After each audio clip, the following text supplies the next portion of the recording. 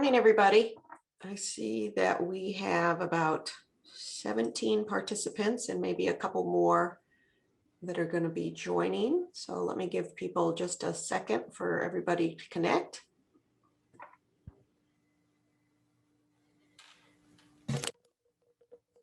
I see some names that I know and I see a bunch that I don't know. So hi, everybody. My name is Beth Racine. I'm a professor of public health sciences here at UNC Charlotte. And Mamie Stackey Harris and I are going to be your presenters today. Let me just give you a little bit of background on how this session is going to work. We're going to both present, and at some point during the presentation, we're going to stop and have a discussion session because we want to hear your feedback. And then we'll continue the presentation. And then after we're done presenting, we're going to put you all to work. So we're going to do some breakout sessions. And for one of the purposes of the AFI Nexus Day is to come up with some ideas, because a lot of you are probably working directly on these issues or have worked in other areas that are similar to this that can really help provide us with some answers to some of this pressing problem of food insecurity. So I want you to put on your thinking hats as you listen to our presentation. During the breakout time, we're going to ask you to think about the people that need to be part of our conversation around food insecurity who are currently not involved, who probably should be. We also need you to think about kind of how our current processes of kind of how our systems work, how our food assistance works, how our grocery store systems work, how our school meals work, how those processes need to be edited or could be edited to address the problem, or how if we need to come up with something brand new, like a new product. So it's going to be organized when we do our breakout sessions as people, so new people that need to be engaged, processes, how we need to change the current processes to make things better, or our products. Do we need something new? Do we need to kind of swipe what we have and come up with some other way to get food, healthy food to people? Okay, so I'd just like you to take notes while we're presenting, because I think it'll just make the breakout session time more efficient. Okay, so at this point, I'm going to turn the presentation over to Mamie, and she is going to start the presentation. And before I do that, actually, I need to share my screen so that you can see the PowerPoint. Hold on a minute. All right. Let me make this bigger. Let me get the slideshow to start. Okay, I assume everybody can see that. And if not, please let me know. Mamie, please take it away. Awesome. Thank you very much, Beth. My name is Mamie Stackey Harris, and I'm the Food Security Supervisor at the Mecklenburg County Public Health Department in the Office of Policy and Prevention. Good morning, everyone, and thank you very much for joining us. We appreciate it. We appreciate your expertise, and we look forward to some interactive discussions. What I'm going to do, Beth and I are going to be sharing the discussion. I'm going to briefly go over our objectives. Next slide, please. And I'll do the first portion of our discussion. Beth will jump in, and then I'll jump back in again. So next slide, please, Beth. So the goals of our this particular presentation is to define food security, to give the general overview of the local food security data for the Charlotte area, hone in on some of the COVID-19 food security impacts, and then also look at some current efforts that the county is doing. There are quite a few efforts, so we'll kind of go through pretty quickly those efforts. And the goal is just to give you a broad sense of what's happening. So as you work on or you think through what those 3 Ps are, the products, the processes, and the people, you kind of get a sense of what's generally happening. This is no way an exhaustive list, but it just gives you a good sense. And then that's where we'll be doing that next step. So that next step is that's really doing that interactive discussion. Next slide, please. All right, so before I jump into food security, what I wanted to do was just kind of touch a little bit on what Dr. Telfer had mentioned, the social determinants of health. Our discussions are going to be really based in this. Food security cannot be viewed as an independent entity. It is worked within the social determinants of health. And the definition we see here, it's one which is extremely encompassing by the World Health Organization. And it talks about how these are the conditions, that's the social determinants of health, where people live, are born and grow. And not just that, but it's shaped by the distribution of power, wealth, and resources which are around that at the local, global, and national level. So what you see on the right-hand side is a socio-ecological model that's at the right bottom, figure 1. And we use these socio-ecological models when we talk about the social determinants of health to see how that overlays from the individual level all the way down to community. And in this sense, that community level is also including things like the policy environment, where those policies are made, which actually hone down onto the individual and in that interpersonal and community level. So it's really important that as we think of food security, we think about it across that sector.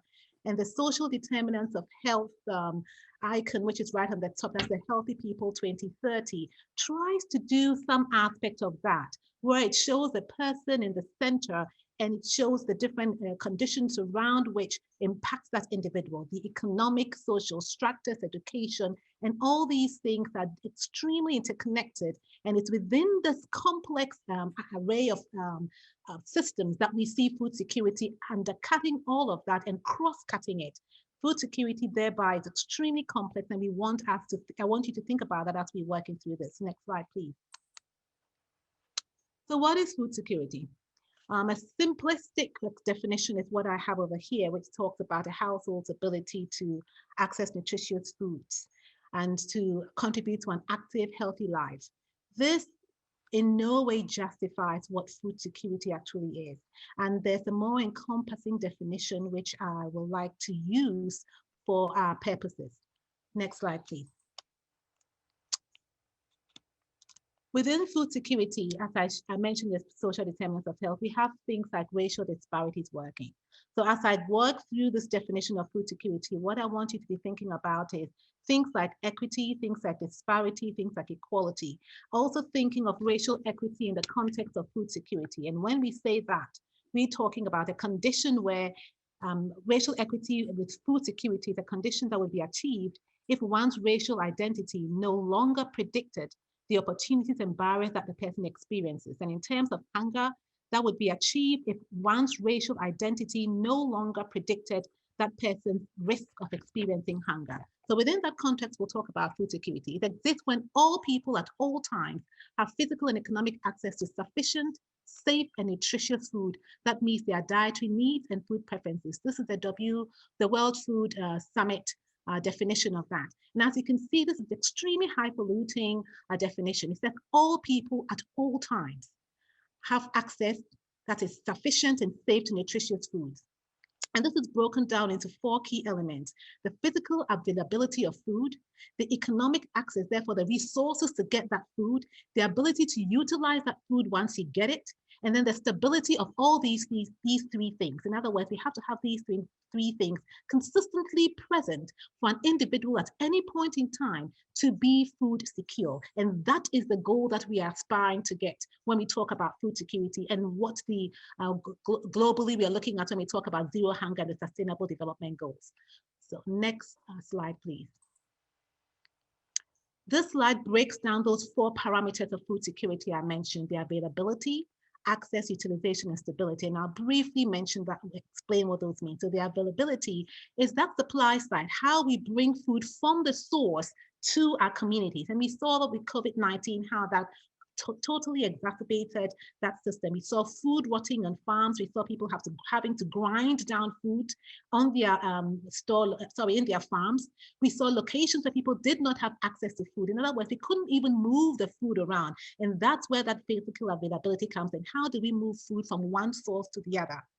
And then we have the access. This is the resources. How can an individual, once we bring food to your community, are you able to access that food? And it's in this context where we talk about things like food deserts, we talk about economic stability, we talk about market prices, because an individual may not be able to access that food once it actually comes to their neighborhood, if they even have access to that food, and ability to even get to that food within their neighborhood. I won't go into the definition of food deserts. I'm quite sure many of you in this particular workshop are familiar with that. And then utilization is once we get that food, how are we able to utilize that within our bodies? And therein lies those disparities again. What is that health status of the individual once they get that food? How equitable is that, so that once they get the food, they are able to utilize it in the way that it should? And can they even choose foods that are preferable to their cultures? And finally, the stability, as I mentioned, is having all those three things consistently available for us to talk about food security. And as you're thinking of the ideas and processes, the 3Ps, I want you to really be thinking about these four structures, because that underpins what food security really is. Next slide, please. So over here, we talk a little bit of some of the data. So we have on the left side the definitions on food security through insecurity as by the US Department of Agriculture. The food secure situation is where there's no problems accessing food.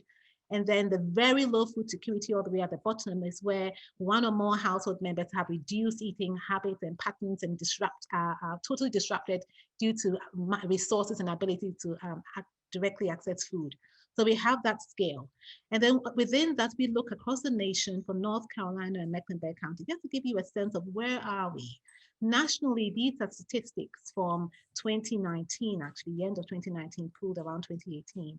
And it was 88.9% households were nationally found to be food insecure. And when we look at Mecklenburg, we see that that is actually lower than that national average at that time. Let's just remember pre-COVID. When we look at the percent of households experiencing food insecurity, we see nationally the statistics is about 11.1%, and for Mecklenburg County, as at the beginning of 2019, that was about 14.9%. We know these numbers have completely changed with COVID-19, with over 40% of the nation slipping into food insecurity. Next slide, please. So we compare ourselves to other counties. Where is Mecklenburg County? And we highlighted in red. For the counties in North Carolina, we see we kind of fall around that median, right? About 15%. Again, these are pre-COVID numbers. But Mecklenburg County is the most populous county. So 15% in Mecklenburg County in sheer numbers is completely different from what you might see in Gaston County or in other counties with the most populous. So we do have a grave condition right here in Mecklenburg County, food insecurity and hidden hunger.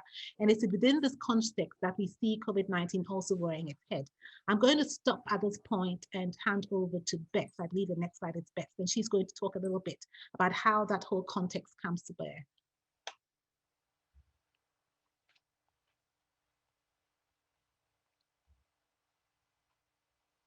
Food insecure. Well, what we're learning from doing the research is that it becomes this whole cycle, right?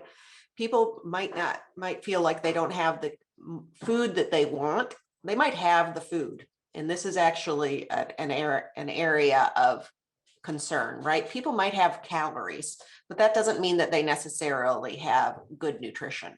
So if we start at the top of this circle, people might feel insecure. And then that might make them stressed. And if they feel stressed, then they might eat, right? Because eating is a very kind of socially acceptable coping strategy. We would prefer people overeat than lean on alcohol or drugs, right? So a lot of people will lean on food. And then it's that leaning on food and developing habits, and what I would say becomes food addiction habits that lead to chronic disease. And chronic disease means that a lot of times, especially if you're under the age of 65, means that you have high health expenditures and you miss work. And that missing work can lead to lower income. So you can just see how being food insecure contributes to this round and round bout of stress and how it can become an unending cycle. So I'm going to go over some stats, some federal stats. So this one shows how much Americans spend on food, which I think is so interesting because actually compared to the rest of the world, the United States spends very little of our income on food. And it's because we're a very rich country. So we spend more of our money on things like our mortgage and our cell phone bill and those sorts of things. So we have a lot of other expenses, and our food, because we generate so much food in the United States, is relatively inexpensive. But that doesn't mean that we don't feel the pinch of the cost of food. So this shows us for the different income categories, where they take the US population and divide it up into 5 quintiles. The highest income folks over here in where it says highest, they spend about $14,000 a year, their household spends on food, but that is only about 8% of their income, okay? And then if you go from the highest quintile down to the lowest quintile, you can see that the cost of food, the amount of money they spend on food goes down drastically. So a wealthy family, or the 80th percentile of families or more, which I would call way upper middle class and wealthy, are spending $14,000 a year, and the lowest income families are spending only about not even $5,000 a year. But for those lowest income families, that's a huge percent of their income, right? 35% of their income is going to food. So we see huge disparities in food spending and the burden of food costs, depending on the socioeconomic status of people. Okay, and if you've been around Mecklenburg County very long, I'm sure you've seen a wide variety of these types of slides before. This shows you some of the areas of concern that we've had in the past. So one thing to look at is median income. Where do the wealthier people live? Where do the lower income people live? As Mamie was saying on the couple slides ago, that we have 15% of our population is food insecure. I think a lot of times at the state level, people don't notice or recognize that Mecklenburg County has a high proportion of low-income people, because if you look only at our median income looks really high. I think somebody can correct me if I'm wrong, but I want to say that our median income is close to $60,000 a year, which if you compare that to other counties in the state, it seems like we're super rich, which we are. I mean, as a county, we are super rich. But as you can see, it's only in pockets that we're super rich. And when you look at medians for the whole county, that means that the big part of the population that we have that is low income gets kind of ignored by the state, at least, because they'll say, oh, Mecklenburg's a rich county. They don't need much supports. They've got it all together. But that's because we have a very unequal society within Mecklenburg County. So that's map number 1. Map number 2, this shows the food desert issue that we've talked about last 10 or so years that I've been around Mecklenburg County. We've been spending a lot of time talking about food deserts, and that's kind of what this graph represents. It shows the highest percentage of households within a half a mile of a grocery store. So as you can see, that a lot of times the families or households that are close to a grocery store are also the ones that are in the higher median income census block groups. And then the next slide is looking at the percent of households receiving nutrition assistance. So this is not a big surprise, right? That the ones that are the areas where a lot of people are provided nutrition assistance. So this is like food stamps, or what I call SNAP, the Supplemental Nutrition Assistance Program. Some people call EBT, some people call Food and Nutrition Service benefits. That's where they live. And it's what we've seen before, where we call parts of Mecklenburg County the wedge of wealth, and that's where the wealthy people tend to live, and then the crescent of need, which is where a lot of the lower income people live. Okay, so the next series of slides are slides that I was able to find from a food advocacy group that's very prominent in the Washington, D.C. area, called, the acronym is FRAC, Food Research and Action Center. And one thing that's been kind of interesting about the COVID pandemic is the U.S. Census Bureau started doing these, I think they're called real-time data collection points, where they started asking Americans, big wide ranges of Americans, kind of how they're doing throughout the pandemic. and they've been able to put together some slides around what Americans are experiencing when it comes to food insecurity. So this gives us a little bit better shot of what's going on right now during COVID. And this data is actually dated, as you can see that this was collected in July of 2020. So it's a good while back now. But these were the numbers in 2020 compared to the numbers in 2018. And this is not specifically for Mecklenburg County. This is for the US overall. But as you can see that the amount of food insecurity by each of these various racial groups have, in some cases, tripled, right? Let's look at the Latinx community. It was 5% in 2018, and now it's 19%. So almost quadrupled.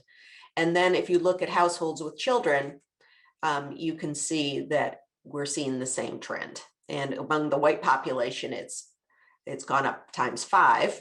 And among, again, the Latinx community, it's about the same, it's quadrupled. So shockingly high numbers of food insecurity since COVID has been an issue for us. And this shows the same sort of data, but it looks at it by income level. So people who live in households making $100,000 or more, about only 1% of those households are food insecure. But as you can see, as the income level goes down, the percent of the population that is reporting food insecurity goes up and up and up to 28%. And actually this phenomenon of the people making $100,000 or more having very low food insecurity, I think is part of the problem for society to understand food insecurity, because a lot of the people that work on these issues, a lot of the people kind of who make the decisions about these issues tend to be in this group, right? The people that make $100,000 or more. So it's this population that doesn't understand what the heck is going on with these lower income populations. So that's just my own personal opinion, that I think that it's very difficult for people that are in the 100% or $100,000 or more households to kind of understand. And here's some more stats on the percent of economically vulnerable during COVID. So this particular slide is not about food insecurity. The next one is. So panel A just shows us who's economically vulnerable during COVID. And you can see that there's some disparities in race ethnicity here. And it's huge amounts. Look at this, over 50% for all families with children, regardless of race ethnicity. But the group with the most vulnerability is Hispanics, followed by Black, other Asian, and white. And then in panel B here, we look at the percent of economically vulnerable without enough to eat. And the group that's coming out the strongest here is the Black population, with almost 30%. So almost a third of the Black population. Okay, so at this point, Mamie and I have been throwing a lot of stats at you. And we would like to spend a few minutes kind of hearing from you all in the audience. And Hannah, who is our student helper for this session, is going to put a few discussion questions in the chat box, but we want this time for the next 10 or so minutes, so I'll have to check our time, to kind of get feedback on what you're seeing and what your experiences are with the communities that you work with. So Hannah, you want to post those questions in the chat box, and we don't have to follow these questions. This is kind of an open discussion time. So anybody in the audience is welcome to kind of provide any feedback on what we've talked about so far. And I will quiet myself. So let me, since I'm hearing a lot of, so Connie said that there's no surprises. Another vulnerable group is seniors. Okay, yep, that's a very good point. And I'm wondering if there's other resources, or if there's resources out there for seniors that maybe are being underutilized currently, or then that might be something that we can think about in the breakout sessions. How about this question of for the rates of food security, if they don't surprise you, what are you think are the challenges other than the funds, really, right? Because of course you need money, but what are the challenges to reach food insecurity, or to challenges to food insecurity other than just money? Does anybody want to open that discussion? Transportation, yeah.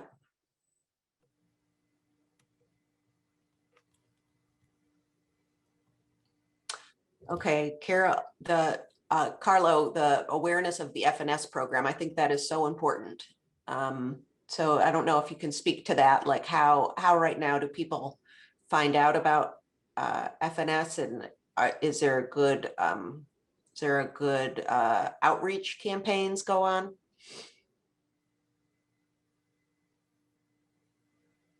Hey Beth, this is Carlo. Yeah, and I was kind of saving that discussion for our breakout session. Okay, I really wanted to kind of talk through maybe some recommendations and some thoughts and ideas that I have about that. great.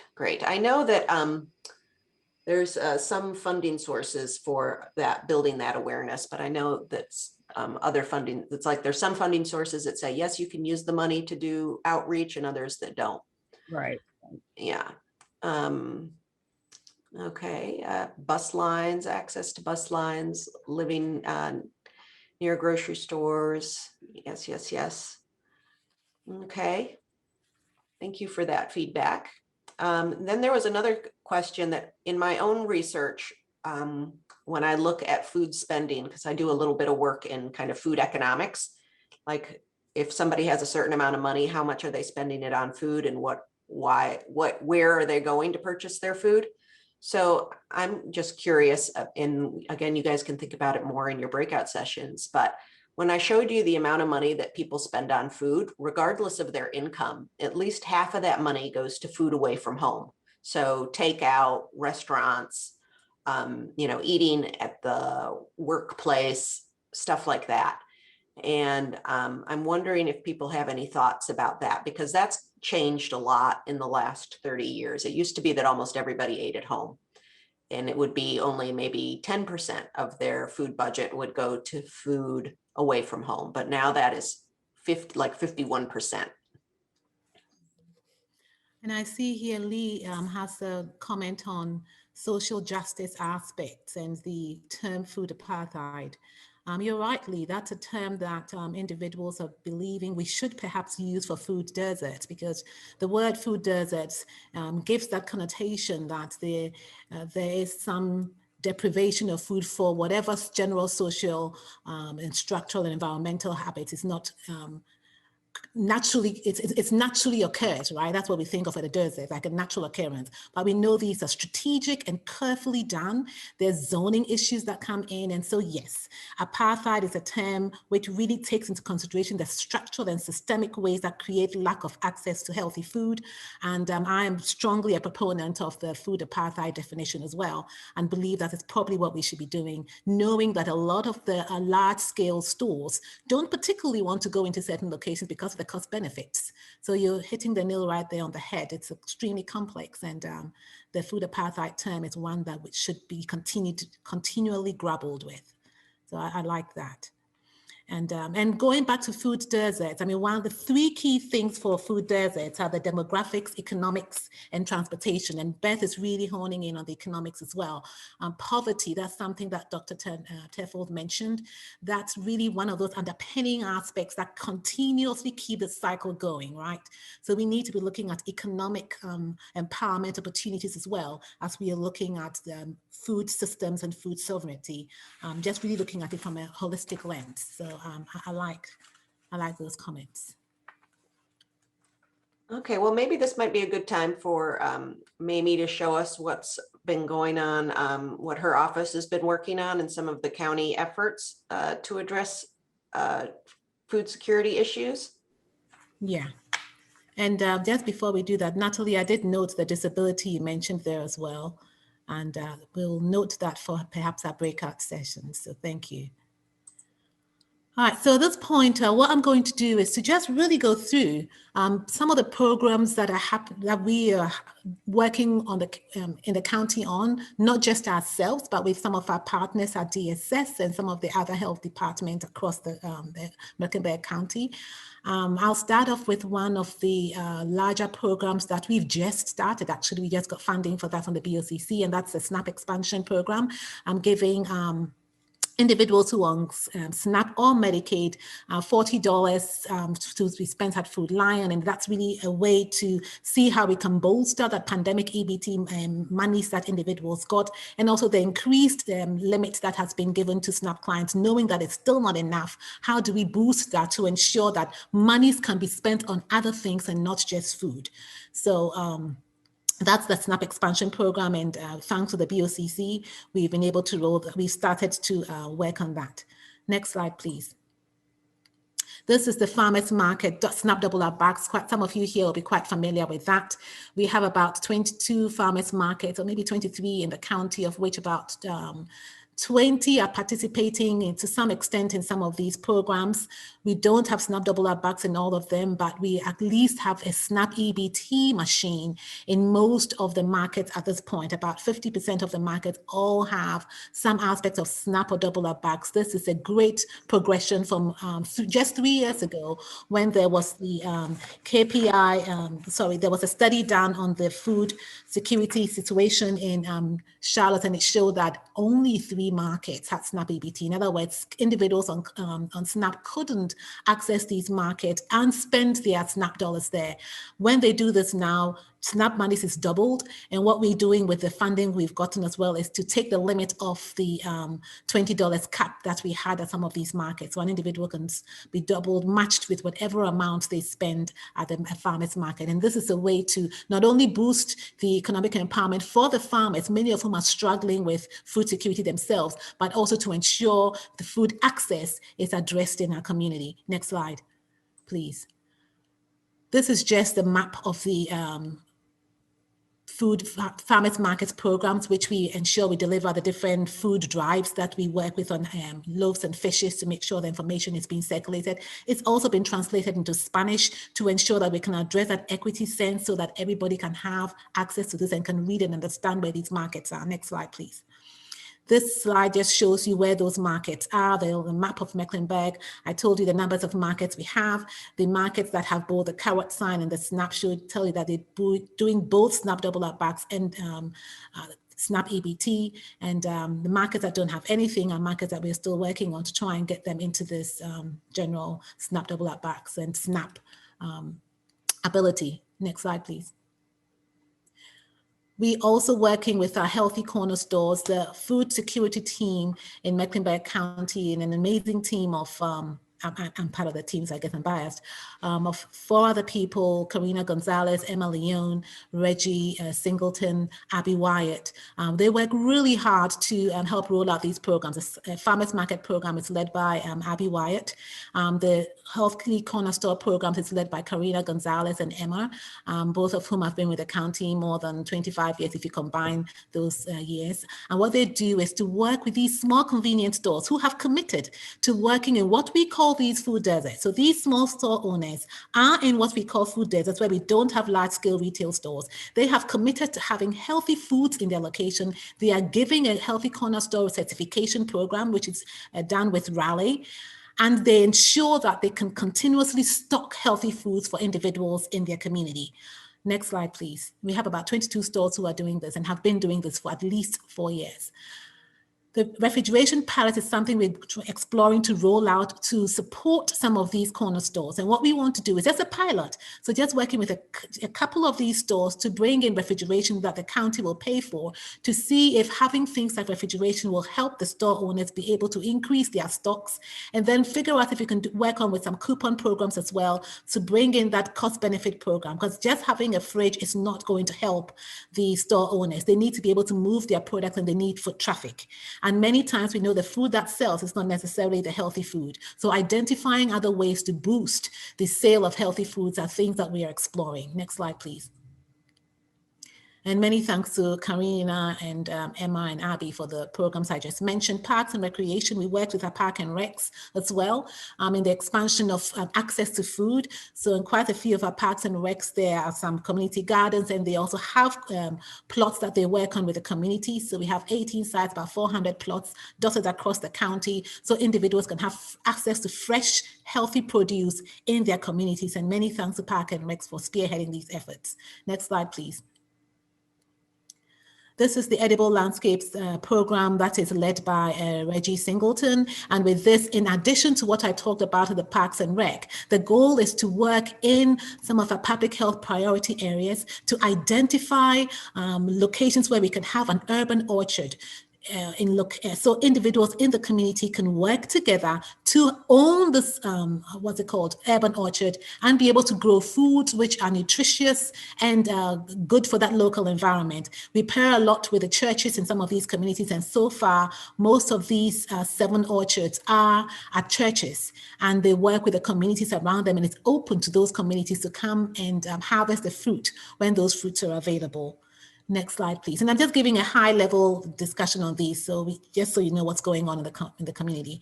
And this is a collaboration with Outteach. Outteach works with Title I schools, and in these Title I schools, what they do is experiential learning, where they have food and nutrition programs at these schools. They have pilot studies on food and nutrition. They do education on food and nutrition, so the students have more exposure to what healthy foods are, how to plant these healthy foods, what goes into the food plate to make it healthy, so we can start those discussions early. We understand the K1 to 12 is an extremely critical group. So in as much as we want to work across the life spectra, we want to make sure that we are taking in that K1 to 12 as well.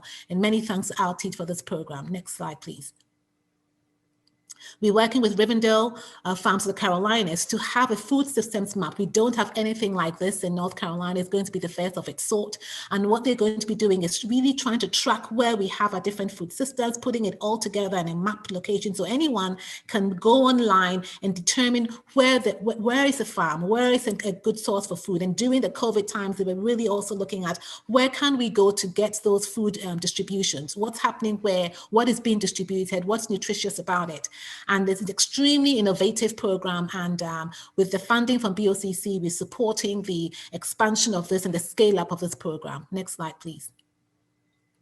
Social services, the senior nutrition program was mentioned. I saw in one of the comments, the seniors. This is a group of individuals who are overlooked, very much so in the county. Kajal Patel leads the Senior Citizens Nutrition Program and has done a lot of work trying to see how this program can be rolled out. Most people may be familiar with the Meals on Wheels. That's probably what is typically known as the Service for Adults Transportation. Right now, the congregate sites for adults have been closed because of COVID, but they have 6 grab-and-go locations where individuals can sign up, make sure they register, and go and pick up prepared foods. One thing I'd like you to be thinking about for this population is that a lot of this population are unable to carry food. So even if you have that transportation for them and they bring that cooked food home, it's difficult for them to lug back and forth. And then the time to spend preparing the food, standing on their feet, cooking these foods. So within this community, one thing that has come out is the desire to have fresh cooked foods. So even though, yes, we want them to have access to the fresh produce, something that keeps coming up is a desire for actual fresh cooked food, which is ready to eat. We also know that the public health priority zones that we have in the county doesn't quite overlay with where we have our senior citizens. And we find that many of them are living outside of our public health priority zones. In other words, we are seeing food deserts outside of food deserts, and those are not being captured in the census tracts at all because we have such small populations of seniors living in those locations. Next slide, please. The WIC program, which most of you are probably familiar with, and I have this here just to highlight that we continue to work with our populations to ensure that for breastfeeding, postpartum women and infants, we have this nutritional access to foods and the support systems to ensure that all our population at that critical and vulnerable stage have access to good sources of information for nutrition and for food security. Next slide, please. This talks about as CRC, another innovative program where the goal was to try and bring under one umbrella all the key health and environmental processes. So an individual can just have a one-stop location instead of traveling to one side for a week, going to another location to DSS, going somewhere else to Loaves and Fishes. We have it all within one location. An extremely innovative plan which has been created now at Valerie Woodard, and the goal is to roll out even more community resource centers. Next slide, please. And then we have a One Shot Alliance, with a collaboration between Atrium, Novant, and Mecklenburg County. The goal of this is to address the top 3 health priorities from our community health assessment, which includes mental health. Some part of their vision was by 2020 to have identified food insecure locations and have offered some referrals to Loaves and Fishes, and that's something that they have been able to achieve. They've had, I brought in some mobile trucks which go to food insecure locations, so individuals can actually, the food is being brought to individuals. So you can't go to you're in a food desert, well, we'll bring the food to you. And this is an innovative program with the One Shot Alliance spearheading this. And we're grateful that they are bringing these new ideas into our community. There are 2 mobile trucks for now, and I believe the goal is to expand this to even more. Next slide, please. And these are interventions which are being rolled out to an extent, but there's still a lot of brainstorming being done about it. Next slide. Snap Online. Most of you have heard that this is being rolled out across different states. North Carolina was able to have some Snap Online piloting occurring. The first 2 stores to do this were Amazon and Walmart in North Carolina, actually across the states and the United States of America. But now we're seeing lots more stores rolling on. We'd like to see even more stores. Just yesterday, Publix joined the Snap Online purchasing. This creates opportunities for individuals on Snap to not have to go to a store, but be able to purchase their produce online. There's still a lot that needs to be tweaked with this, but these are some of those policy level decisions which help impact food security. And so we have 7 stores now that are actively doing Snap Online. And the goal would be to see how can we leverage what is already happening in some of these stores. Next slide, please. Mobile grocery stores. We saw an excerpt of that with the One Shot Alliance. The goal here is to determine, can we do something like this on a larger scale, where we are bringing a wider array of food that can be run for a nonprofit or for profit, but that serves a wide spectrum of individuals. So you come on there and you actually pay for the food. So it's like a mini grocery store coming to your location. So these are some of the ideas. This hasn't yet been rolled out, but it's happening across different states. And it's something that we can probably very well achieve here. We just need to figure out what sort of systems or strategies need to be in place, who will be coming alongside to actually run this, and how we would make it sustainable if something like this was done in the county. Next slide, please. Virtual markets. This also looks at online grocery without the actual physical store. So beyond just the SNAP EBT, but really rolling out this whole idea on virtual markets where we totally eliminate, or not totally, but kind of eliminate that actual brick and mortar and find innovative ways of doing more online. We can see that happening now. COVID opened our eyes to the ability to do this. How can we capitalize on that? We already see meal boxes and groceries and full groceries being brought to individual houses. We see food that is partially prepped being brought. So, you know, this slide is just to get us thinking of that virtual world as well. How do we tap into what is happening in really creative ways to strengthen what we are already doing in the county? Next slide, please. And this, I'll end on this slide on grocery co-ops. For those who listened yesterday to the discussion of food security, you heard the talk about Three Sisters, a Three Sisters co-op on the west side. That's an example of a co-op that would be a good thing to roll out in other locations. The goal would be, how can we do this sustainably? How can members and have owner fees, you know, really work into an extent that these grocery co-ops actually are sustainable and are things that can stand on their own.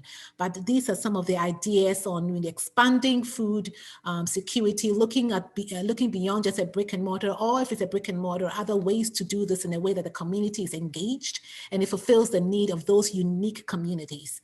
Next slide, please. This last slide is just really pulling together all the discussions Beth and I have had. In this slide, we have different levels of the kind of what we call the social conceptual model on food security. So we have the baseline, the fundamental level where we see what's happening at the basic food security level in homes. Before COVID, we knew there were economic disparities at the structural context, there were health disparities, and we had a fragile food system. What happened with COVID? It totally exacerbated the healthcare system. And you know, this is not uncommon to pandemics. Pandemics and viruses, they kill in 3 ways. So that's a general pandemic. The virus itself will kill.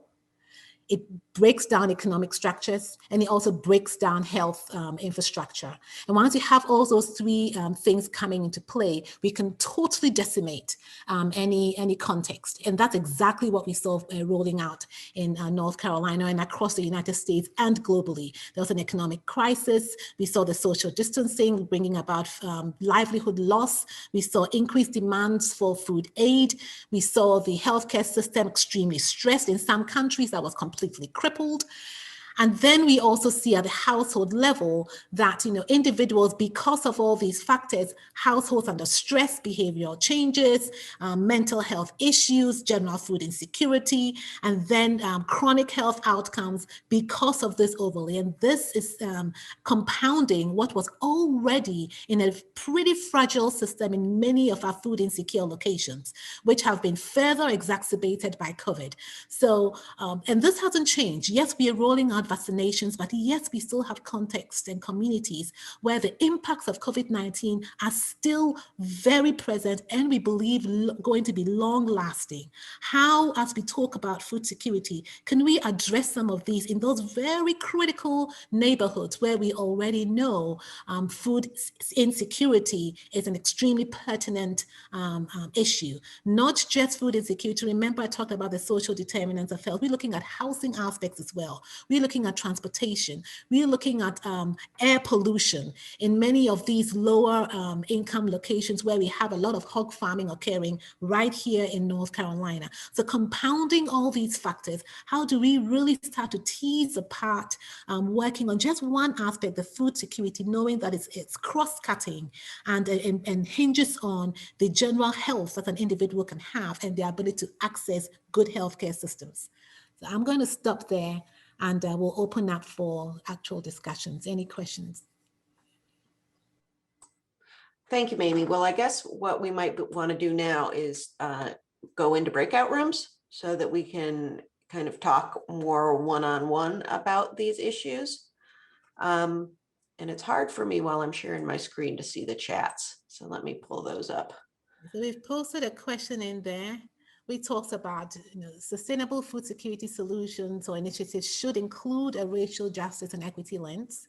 It must incorporate some economic empowerment opportunities and be grounded in robust food system strategies. You know, that's generally what we would hope when we're talking about sustainable food security solutions. So given what you've heard, given this discussion, as we go into our breakout, or after we had the discussion here, what 2 gaps, and I'm just going to leave it at 2, 1 or 2 gaps do you believe exist in addressing food security here in Charlotte? And how can that be strengthened? Okay. And that question has been posed in the chat. Okay, I see that. Is this everybody? Are we all back? Looks like we're all back. Yes. All right. So I guess at this point, maybe we should have a scribe, and maybe Hannah, if you could be our scribe. Yes. And maybe have one person from each of our subgroups kind of share their ideas. I know that I took notes in my subgroup, but I don't have to be the one that does it. So does anybody's subgroup want to report first? I kind of took notes as well, but if anybody in the group would like, ours was a very small group. We only had 4 people, 4 or 5 people in our group. So I'm not sure what your group size was. Yeah, ours was about that too. Mm-hmm. Okay, well. Well, okay, I can speak for, would anyone in our group like to share on some of the ideas that came up?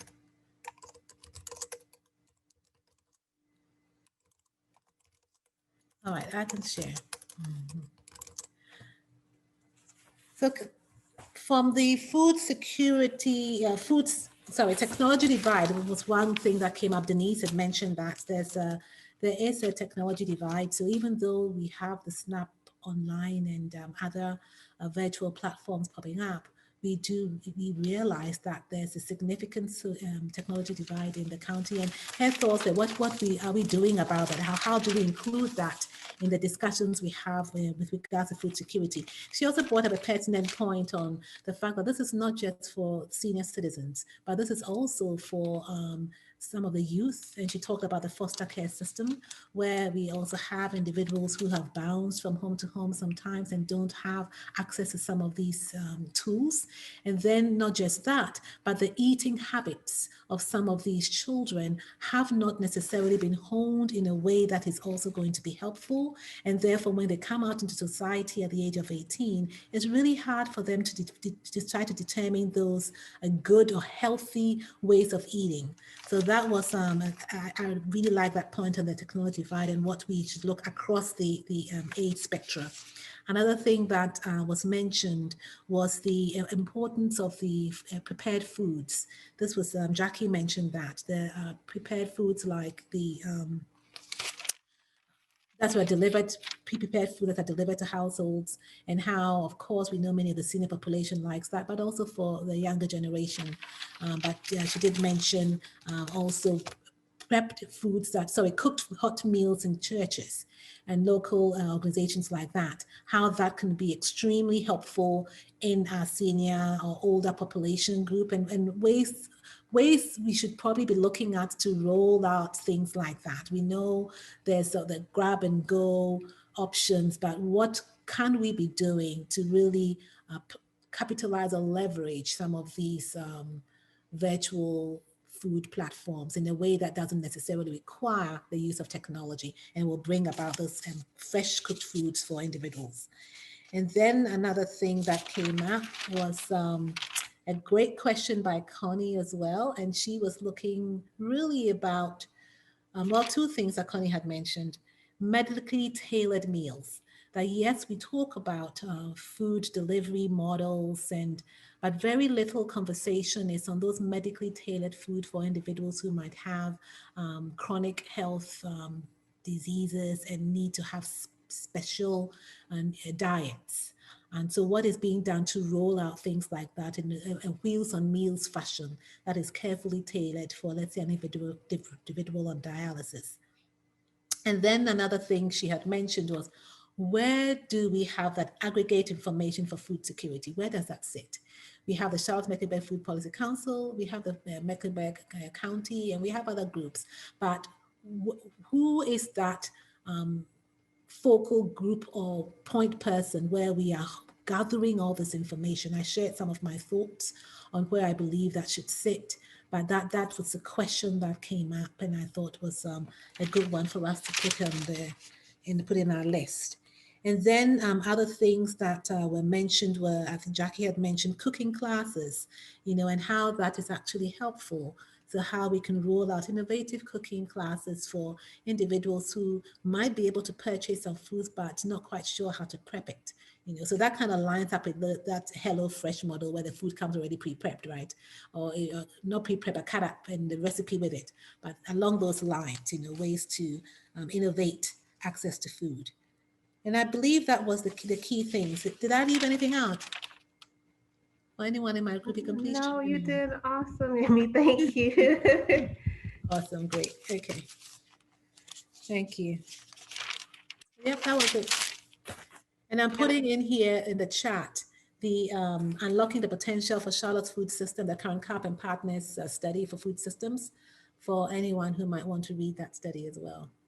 Oh, I should say, Connie did mention, I can't remember if you already said it, but a silo, like a place where you can find all this information for food insecurities, a place where the community can go and, we were talking about who should hold that responsibility to making sure that everyone can be educated and help if they want to.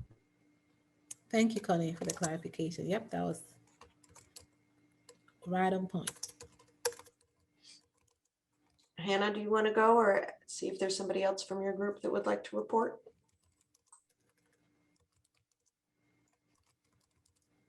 Yeah, I can discuss if Does anyone else in our group want to give their input on what we discussed? You go right ahead. Okay, so we discussed the West Charlotte area, the need for kind of a grocery store or a food co-op to bring food to that area because of how much it is like an insecure area, and figure out a way to strengthen the area and make it profitable for businesses to want to come in and bring things like grocery stores, because right now specifically like private businesses don't want to come in because they think that they aren't going to make money, so they kind of avoid the area. So if there's a way to get like the city and the county to kind of morph together to figure out a way to create trust in the community to bring those businesses in that will help and create long-term solutions. And then we discussed how maybe in schools, maybe the schools might have like community gardens to like help students learn how to like grow food. And then back to what Mamie was saying about like cooking classes to teach them how to prepare the food once they have it, because there are a lot of people that once they have like fresh food, they don't know necessarily what to do with it, how to cook it, things like that. And how some like the newer generations aren't as comfortable with growing their own food or cooking / preparing it. And then we also discussed considering what people may have in their homes. Maybe some don't have like a stove to cook, or they don't have time to cook. Maybe they're working multiple jobs, things like that. And we discussed the concept again of like HelloFresh, but maybe with like the SNAP payment model, and maybe partnering with Loaves and Fishes for meals that come with instructions, maybe oven ready or microwave ready meals, and increasing the number of vendors that accept SNAP payment other than just like Walmart and places like that. So it's increasing the variety of places that people can go and use those payment systems, and increasing those free delivery and services for groceries and things like that. And we also talked about, let's see, let me look at my notes. I think that was it. I think that's what we discussed mainly. Thank you, Hannah. So for our group, does anybody want to report out? Or would you like me to do it? Or I'm going to go ahead and do it unless somebody says they want to. Okay. All right. All right. So we had a really great discussion. We had two folks from the Community Resource Center, Marla and Adrian, and then we had, I'm going to say your name wrong, but I think it's Hampton, Mr. Bailey, Humpton? Hopton. Okay, I'm so sorry, Hopton. It's Hopton from DSS who joined our conversation. So we had a lot of discussion. I would say put these in the process bucket around increasing a need to really increase awareness to the public about all the various activities that are out there, or all the various resources that are out there, because there's a lot of good stuff going on that a lot of people just aren't aware of. So definitely directing some attention to increasing awareness, and not only to the community, but also within these various government agencies. And the example given was DSS, is that a lot of times even the people that kind of work in government programs might not be aware of the food insecurity issues that we have here in Mecklenburg County. So a system to improve that information exchange. And Carla mentioned that we really need to increase partnerships. More partnerships is really helpful, because a lot of this work can't be done by one group alone. Mamie showed a lot of important partnerships, and that there's probably a lot of opportunity to develop more of these sorts of things. The CRC has a wonderful connection tool that lets people know kind of what else they might be eligible for. So maybe making a better use of that so that more people are aware of that. Okay, so in the area of, also I would say in process, maybe more education to teach folks how to better use their food dollar, or how to better use their food assistance benefits. And I told them all about the SNAP-Ed funds, and how if we were able to get some SNAP-Ed funds here in Mecklenburg County, those funds could be used to address many of these things. And then products, in the area of products, a really good idea that Adrian had was for when to develop maybe something like a QR code that many people in the community could, when they see it, they could scan it, and it would provide a lot of information about what are some new resources available to them, because it would be hard to kind of, let's say on a billboard or on a sign, say, these are all the resources we have in our community. But if there's a like a QR code or something that's put in public places, people could scan to kind of see what is available. So those were all of the notes that I had. Oh, one thing that just, I know that we're going to probably start discussion now, but I just want to, because I have this on the tip of my mind, I just want to say it. When you guys were talking about making more hot meals available, especially with the use of SNAP, there is a federal program called SNAP Restaurants, but I think your state has to opt in. And I don't think North Carolina has opted in. So I don't know. It looks like Mamie knows about this program. I had just learned about this program a few days ago.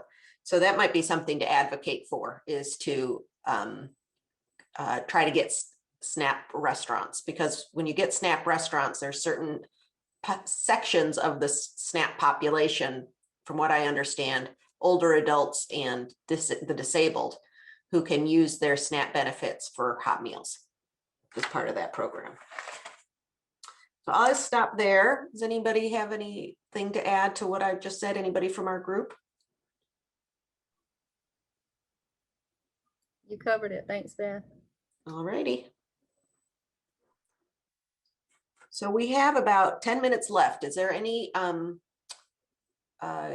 general discussion that we want to have at this point? Yeah, I think maybe we can, do we want to get as a group, figure out what are our top 3 ideas or top 4 ideas or something? Because these are good ideas, but quite a few still. What would you, or Beth and I can just do that on our own, but it would be interesting to see how you would rank them. I'm not sure if we could have done a Zoom poll with this. Did we have a Zoom poll set up? I thought we had a Zoom poll for some questions, Beth. We were going to, but we never, I needed to know yeah, we didn't organize it well. So I'm sorry. We were going to do a Zoom poll. But maybe if those in the audience can just kind of let us know of the things that have been mentioned from the 3 breakout groups. If you can mention 1 or 2 that you thought were really critical for us to focus on. If, let's say, we're given $1 million, which of those things would we spend it on? Well, I would say, and this is Hopeton speaking, I would say definitely those 2 state programs that you mentioned, that that Mecklenburg County specifically or North Carolina is not participating, like in the SNAP restaurants, and also the education component, because especially since we're at 14.5%, at food insecurity, more education as well as more availability and the resources out there just for us to participate and increase knowledge and awareness. I believe those 2 things will help get us in a better place. Thank you.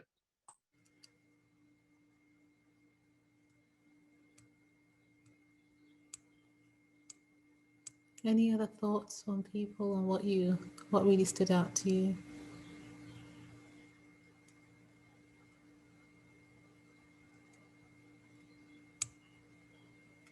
I think there's some listed in the chat. Yeah, I'm looking, I'm seeing the SNAP restaurants and then the information just, well, after COVID. COVID is going to change the way we do things. Will we ever go back to the true pre-COVID? I'm not sure, but okay. I think one of ours, Mamie, is probably going to be this increased awareness of services, because we heard it a lot in our group, and I think I heard you report on it in your group as well. Mm-hmm. Yeah.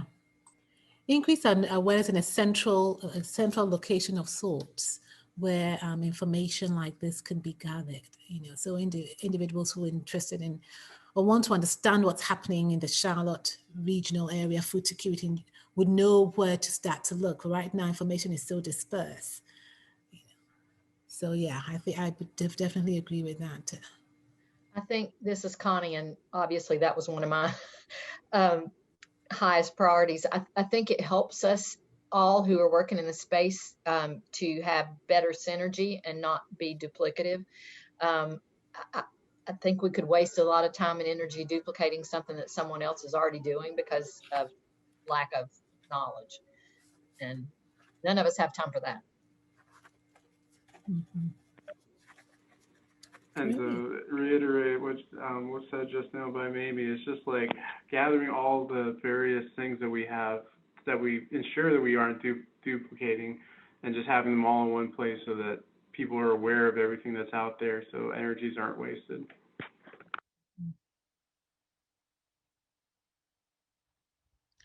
Well, we're glad you stayed till the end. Our group dwindled down to about 50%, but it's great that we had some strong cheerleaders who stayed on. Thank you for spending your Friday with us. Appreciate it. I know the weather is gorgeous, so it's easy to play hooky today. And then, of course, as thoughts come up, our emails, I'll drop my email in here. It would be, I'm happy to, not sure if we had our emails on the initial slide, but we'll put it in here as well. I'll put mine too. Yeah, we'll be grateful. We would love to stay in touch. Yeah, and I think, as we talk about all these resources, like the marketing is going to be a major component of it as well too, because we can do it through the county, to employ news now, different county leaders speaking about it, different departments speaking about it. We're over in law enforcement speaking about it, and PSS and all these other major entities, giving the same message in the community and stuff, because they are in the community and all. And if we can continue to get the message out more, then more people are going to know. So using the technology that we have to spread it and be able to get it in the hands of someone, even creating an app or whatever that makes it easy for folks to be able to get the information, but also the access. Great point. Thank you, Hopeton.